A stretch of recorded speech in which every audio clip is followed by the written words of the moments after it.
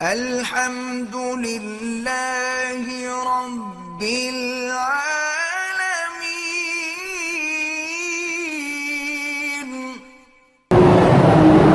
ہمارے ایک عزیز نے فون پر اپنی بیوی کو ایک بار کہا کہ تم میری طرف سے فارغ ہو، دو بات پکی طلاق ہو گئی جناب۔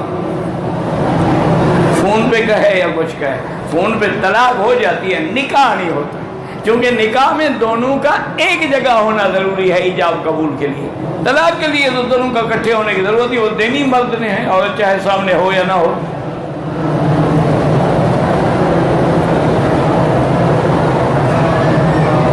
جب کہیں چلتا ہے 4 بار شوہر کو بلاتے ہیں، عدالت میں نہ آئے، تو یہ قانون جو ہے انگریزی قانون ہے، اسلامی نہیں۔ اسلام میں لازماً اس کو بلانا ہو۔ اگر بالکل اخبار میں اعلان میں نہ آئے تو قاضی پھر ولی بن کے فیصلہ کر دے۔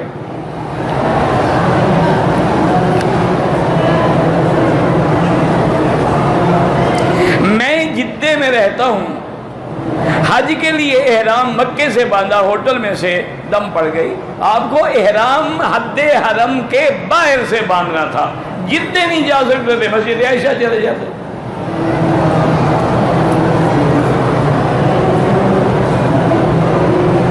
تراویح ہے یا تہجد ہے، ثنا بھی پڑھیں گے، سورت بھی پڑھیں گے، فاتحہ بھی پڑھیں گے۔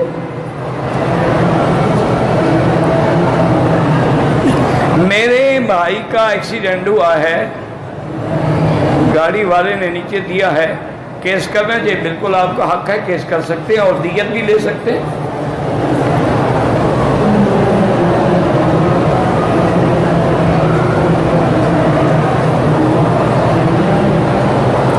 اگر کسی نے اپنی انشورنس کرائی ہے اور اس میں یہ لکھا ہوا ہے کہ آپ مر گئے تو آپ کو 10 لاکھ دیے جائیں گے، وہ سود ہے، وہ حرام ہے، لیکن ان سے لے لو، غریبوں کو دے دو۔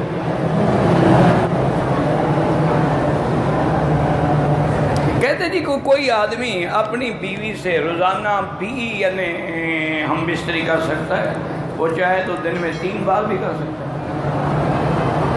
اس میں تو کوئی منع نہیں، اگر دونوں میں دم خم ہے تو کوئی مسئلہ نہیں۔ یہ چند دنوں کی باتیں ہوتی ہیں میرے بھائی، انشاءاللہ پھر اللہ کی رحمت سے نہ چلنے کے قابل رہو گے اور نہ اٹھنے کے قابل رہو گے۔